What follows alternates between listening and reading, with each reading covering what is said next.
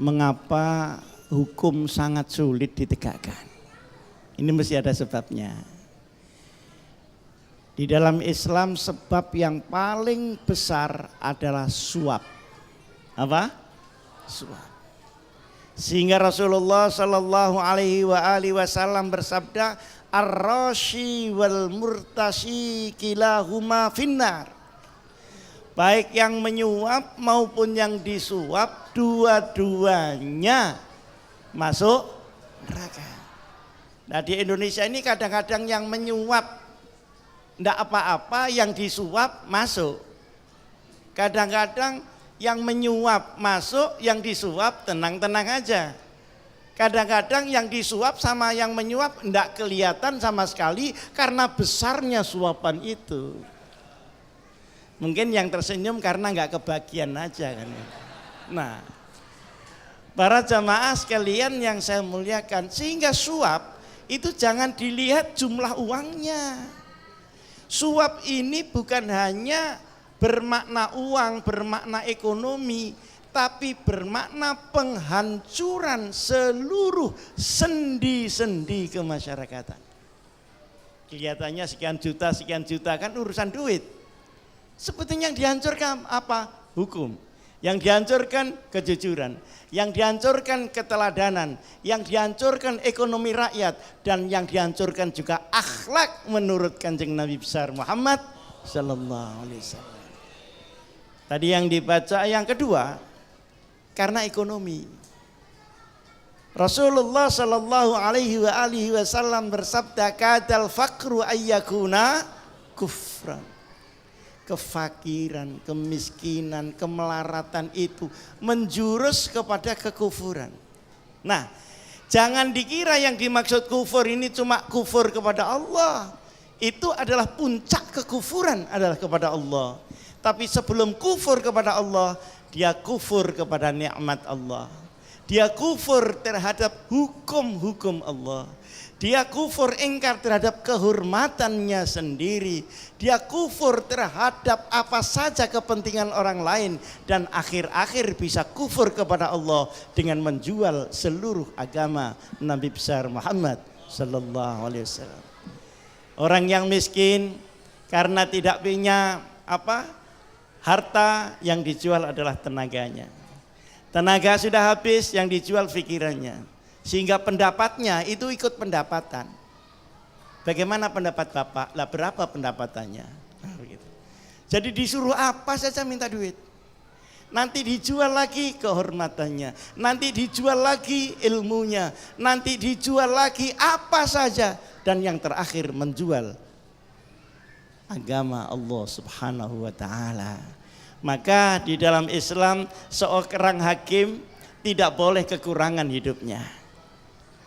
Tetapi kekurangan ini pun tidak menjamin kalau dia ingin kaya raya. Tapi basic need atau kalau bahasa Islam kita itu di atas orang yang zakat berarti dia punya kekayaan di atas nisab. Orang hakim tidak boleh mempunyai harta di bawah nisab.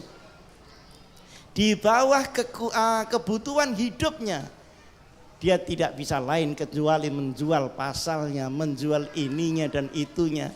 Dan pasti di situ ada orang-orang yang menyambungkannya dari kiri dan kanan. Apakah itu partnernya dan sebagainya dan sebagainya. Oleh karenanya, maka faktor yang ketiga adalah faktor manusianya. Timbul sekarang pertanyaan. Kalau semuanya sudah begitu, maka hukum posisinya di bawah uang. Posisinya di bawah ekonomi. Sehingga ketuhanan yang Maha Esa sudah berganti menjadi keuangan yang Maha Kuasa. Semua bisa dibeli.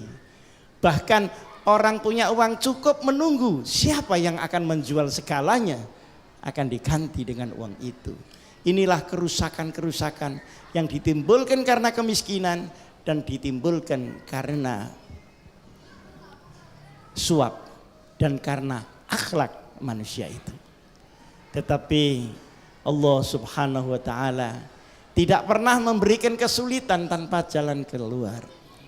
Wa may yattaqillaha yaj'al lahu makhrajan wa yarzuqhu min haitsu la yahtasib. Kalau orang benar-benar mau menuju Allah, di dalam kemelut apapun Allah akan menunjukkan jalan di mana kamu harus lolos dari himpitan-himpitan yang tidak mengenakan itu. Hari ini para jamaah yang saya muliakan, mencari pekerjaan gampang apa sulit?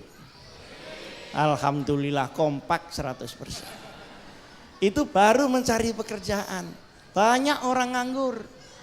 Itu yang nganggur resmi, itu enggak tahu berapa puluh persen.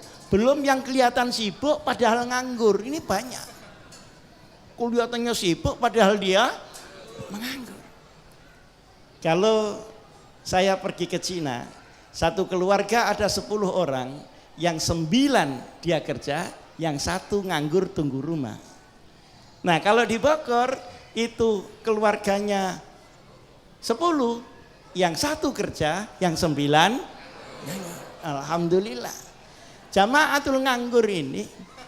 Nah kemudian dia pinginnya yang tidak-tidak. Karena dia menganggur, maka dia akan menggunakan tenaganya untuk mencari rezeki dengan cara yang tidak halal.